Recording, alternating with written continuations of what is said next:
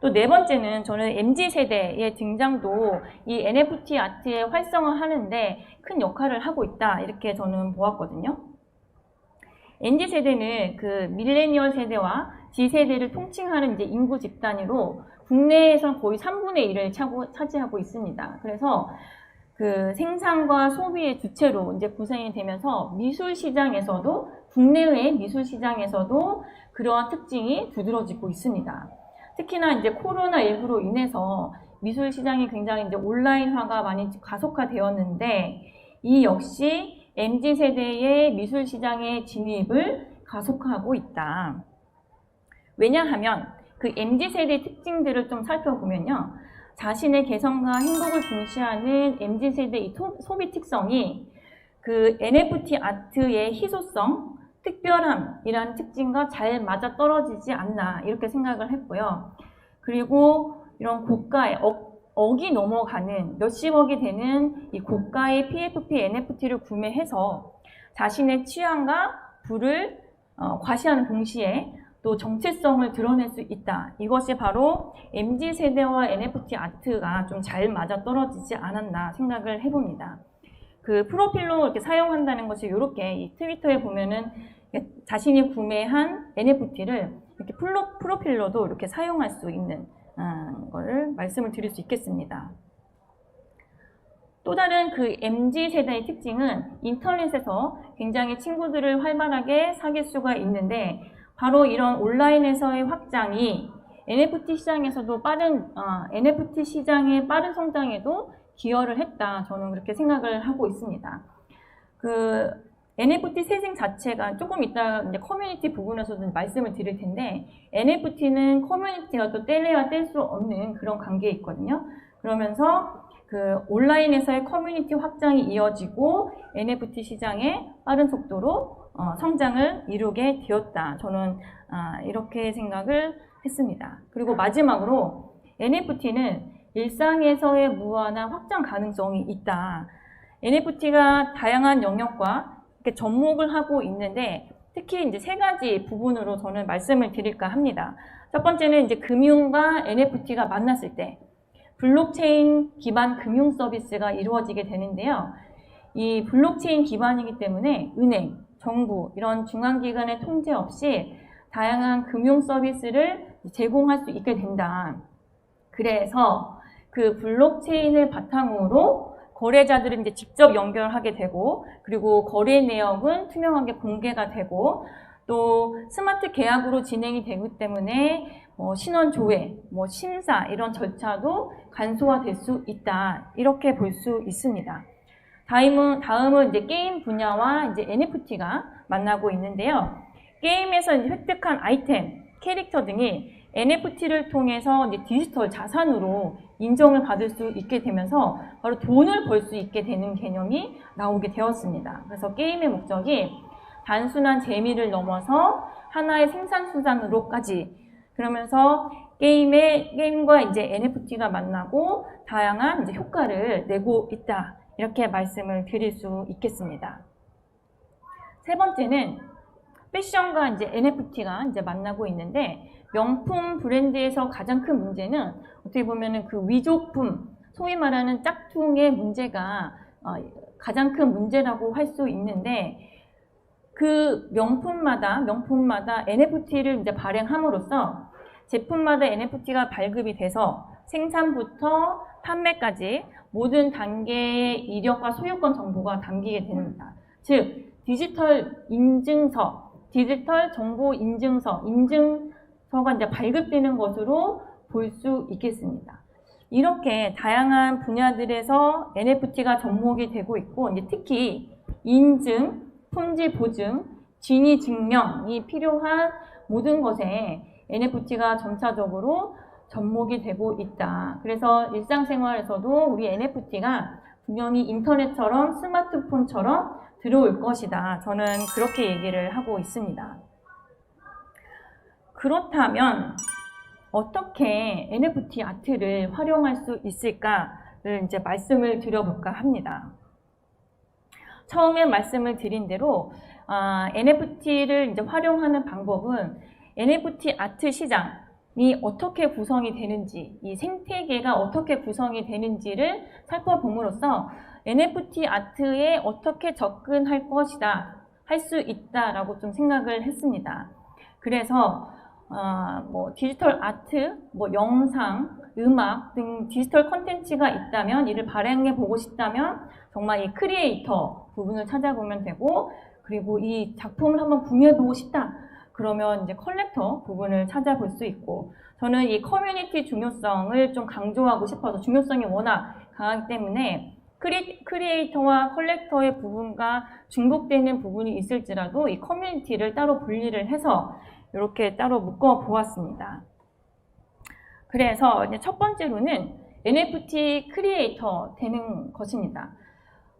디지털 아트를 이제 제작을 하고, 그리고 NFT 아트를 발행을 하고, 그리고 판매를 하고, 홍보하기, 이런 일련의 과정을 거치게 되는데요.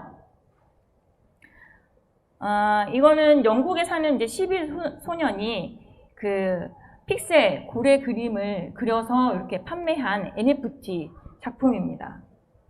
그리고 또 요거는 인도네시아의 이제 한 대학생이 자신의 셀카 사진을 그려서 NFT로 이제 발행을 하고 이제 판매를 했던 건데, 정말 이제 누구나 디지털 아트를 작업을 하거나 그림을 그리거나 아니면 뭐 영상을 찍거나 사진을 찍거나, 그래서 이거는 누구나 NFT를 정말 발행할 수 있다, 이 말씀을 드리고 싶고요.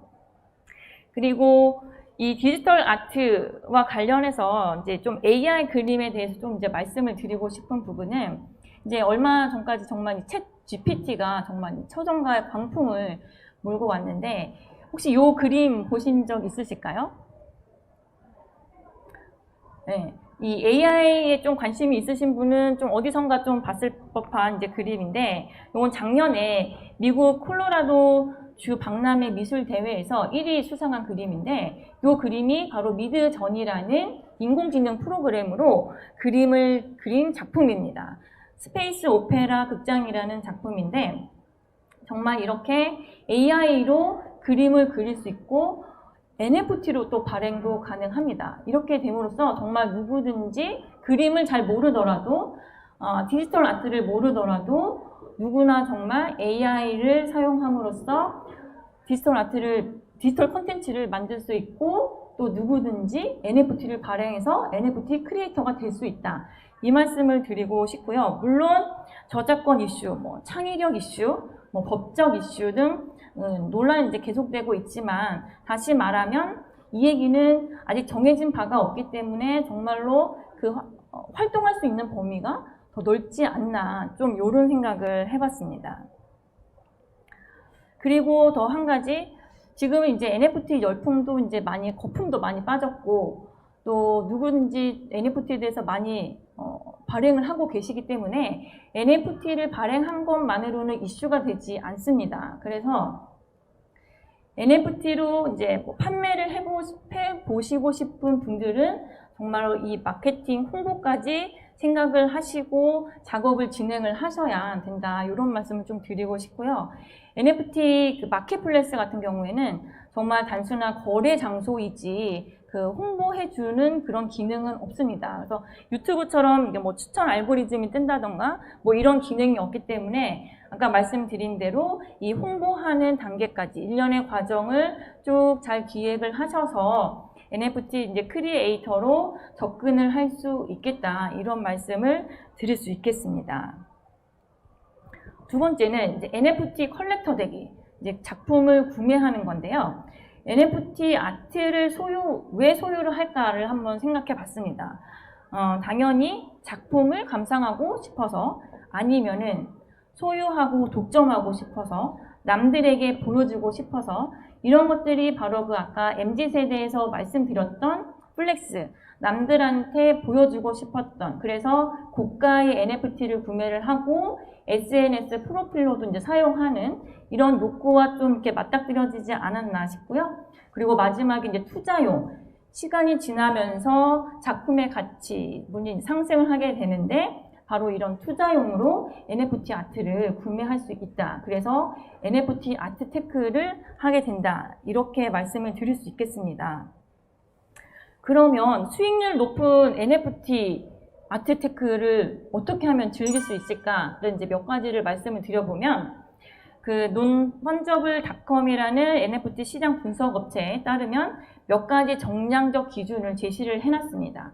첫 번째는 거래 건수와 규모를 의미하는 거래량이 많은 NFT 프로젝트, 그리고 참여자들이 얼마나 활발하게 상호작용을 하고 있는지, 그리고 세 번째는 새로운 거래의 지속과 빈도를 의미하는 그 유지력, 그리고 커뮤니티가 얼마나 활발하게 활동을 하고 있는지, 그리고 마지막으로 그 자산 가치는 어떤지, 이런 정량적 기준을 제시를 하고 있는데요.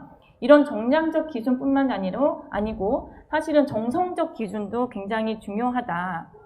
그런데 이런 정성적 기준을 일률적으로 말씀드리기가 어려우니 결국은 자료 조사를 많이 해야 된다. 이제 이렇게 말씀을 드릴 수 있겠습니다. 그래서 작품을 고를 땐 누가 그린 작품인지 검증된 작가부터 한번 살펴보고, 그리고 작품 가격이 그래도 평균가보다 낮게 거래되는 불황기도 한번 주목해 볼 필요가 있겠고, 그리고 NFT 아트는 암호화폐로 구매가 되기 때문에 암호화폐 시세 확인도 굉장히 중요하다.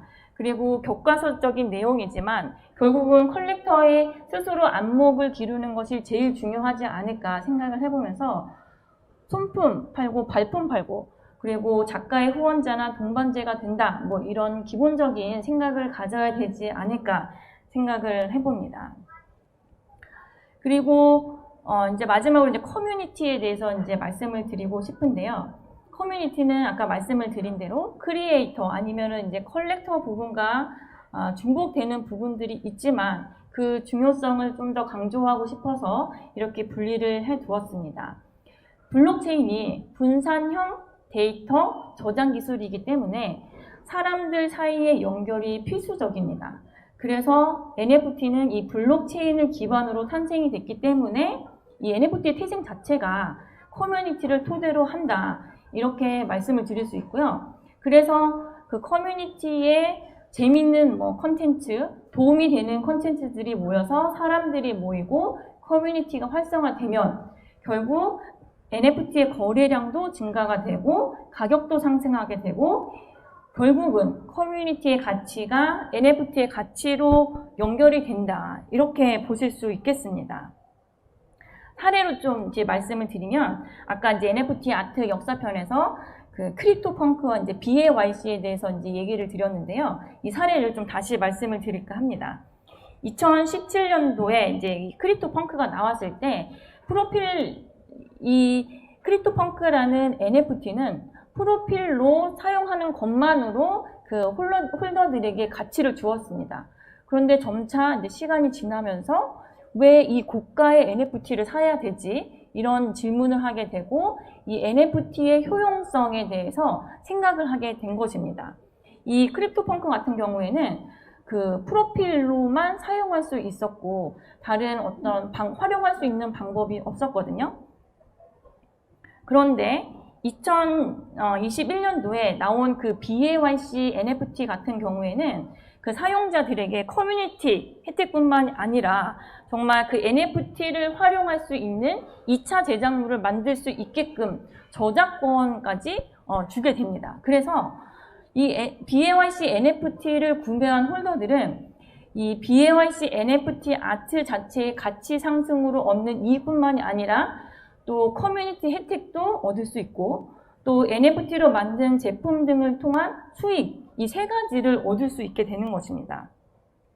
그래서 그 BAYC가 크립토 펑크와 달리 굉장히 이 커뮤니티가 활성화되면서 BAYC 시장이 굉장히 빠르게 확산이 되고 성장이 되었다. 이렇게 볼 수 있겠습니다. 그렇다면 커뮤니티는 어떻게 가치를 판단해야 되는지 살펴보겠습니다. 그 일반 제품 같은 경우에는 그 소유 경제 시대에서 체험 경제 시대로 변화된다. 그 단순히 제품을 소유하는 것뿐만 아니라 소비자가 이제 제품을 통해서 무엇을 어떻게 느끼고 체험하는가가 이제 굉장히 중요한 시대라고 보여지는데, 재밌는 사실은 NFT 역시 그 크립토펑크와 BAYC의 사례에서 보셨다시피 바로 이 소유에서 체험을 중시하는 흐름으로 진화되고 있다, 이렇게 말씀을 드릴 수 있거든요. 그래서 다양한 체험을 제공하는 NFT를 이용해서 소비자들을 끌어들이고 브랜드 커뮤니티를 형성하는 것이 이 어떤 NFT의 흐름이 아닌가 이렇게 생각을 해봤습니다. BAYC의 최종 목표도 바로 이 커뮤니티의 소유의 세계적인 브랜드를 만드는 데 있다, 이렇게 얘기를 하고 있습니다. 결국은 이게 현대자동차 한번 사례도 볼게요. 그 현대자동차도 NFT 이제 시장에 참여를 했는데, 진출을 했는데, 바로 이런 메타 모빌리티 유니버스라는 세계관을 가지고 NFT 시장에 이제 진출을 했습니다. 그 NFT를 통해서 고객이 직접 이제 현대자동차라는 브랜드에 참여하고 소통하는 이제 경험을 제공하고자 했다고 하는데요. 그 미래에 상상하는 그 현대자동차의 이미지를 바로 이렇게 뭐 별똥별 NFT, 모베드 NFT라고 해서 이 NFT로 이제 발행을 하고 바로 그 브랜드의 소비자들을 끌어들임으로써 현대자동차라는 브랜드 커뮤니티를 만들고 팬덤을 형성하고자 했다, 이렇게 볼 수 있겠습니다. 그래서 그 커뮤니티의 가치 판단을 이제 이야기해 보면서 어떻게 그 커뮤니티의 가치를 판단할 수 있을까의 같은 맥락으로 이 세계관이라는 것, 그리고 뭐 로드맵, 그리고 이제 뭐 프로젝트 팀, 이런 것들을 공통적으로 잘 살펴봐야 되는데, 그렇다면 세계관이란 무엇인가 하면 바로 이 브랜드가 담고 있는 이야기다. 바로 브랜드의 차별성, 이 NFT에 차별화시켜주는 것이 바로 이 커뮤니티의 가치이고, 그것이 바로 NFT로 이어지고 있다. 그래서 두터운 팬덤도 만들어지고 브랜드 충성도로 이어지고 있다, 이렇게 말씀을 드릴 수 있겠습니다. 브랜드 세계관이 갖춰야 할 조건으로 이런 고유성, 개방성, 지속 가능성, 이렇게 세 가지를 이야기하는데요. NFT 아트의 커뮤니티 역시 이렇게 빗대어서 생각해 볼 수 있겠습니다. 그래서 NFT 아트의 고유한 가치나 특징이 정말 이 세계관에 반영이 되는지, 그리고 누구나 참여해서 재생산이나 확산을 이룰 수 있는지, 그리고 세 번째는 장기적이고 연속적으로 이루어질 수 있는지, 이런 조건들을 살펴보면서 이 NFT의 커뮤니티의 가치도 판단할 수 있지 않을까 생각을 해봅니다. 그리고 이제 마지막으로 PFP, NFT를 얘기하면서 이제 제너레이티브 아트가 이제 NFT 아트 시장에서 많이 언급이 되고 있는데요. 많은 분들이 PFP, NFT가 제너레이티브 아트다 이렇게 말씀을 하시는 분이 계시는데, 그거는 좀 잘못된 얘기다. 저는 좀 이런 이야기를 하고 싶습니다. 그 제너레이티브 아트는 컴퓨터 사용 유무와 관계없이 작품을 만드는 특정한 시스템에 의해, 그래서 이 시스템은 인공적인 것뿐만 아니라 그 자연적인 시스템까지 모두 포함하는 개념이다. 그래서 이 비디지털 예술과 디지털 예술을 포함하는 것이 디지털 아트인데, 그 중에서 디지털 예술 중에 바로 이 NFT를 발행한 것이 그 중에 PFP, NFT다, 이렇게 말씀을 드릴 수 있겠습니다. 그래서 다시 말씀을 드리면 PFP, NFT는 제너레이티브 아트와 동일시되는 개념이 아니라 제너레이티브 아트에 좀 포함되는 개념이다, 이제 이런 말씀을 드리고 싶습니다. 자, 그러면 이제 좀 이번 특강을 정리를 해보려고 합니다. 제가 이번 특강 제목을 이제 다크호스라고 지었는데요. 그 다크호스가 의미가 이제 역량은 알 수 없으나 뜻밖의 결과를 낼지도 모르는 말이라는 의미인데, 그 특강 제목은 요청을 받았을 때 불현듯 요 다크호스라는 말이 이제 떠올랐거든요. 지금의 NFT 아트를 대변해 줄 수 있는 가장 좀 좋은 적당한 단어가 아닐까 싶습니다. 그 NFT 아트가 미술 시장의 모든 문제를 뭐 해결할 수 있다, 만능 해결사다라고 하는 건 어폐가 있지만, 적어도 디지털 세상에서는 그전에 해결하지 못한 문제들을 해결해 줄 수 있을 것이다. 그래서 그 결과는 정말 아무도 모르지 않을까. 그리고 정말 그런 결과들도 저도 좀 궁금하고 기대가 되기도 합니다. 그럼 이상으로 이번 특강을 마치도록 하겠습니다. 감사합니다.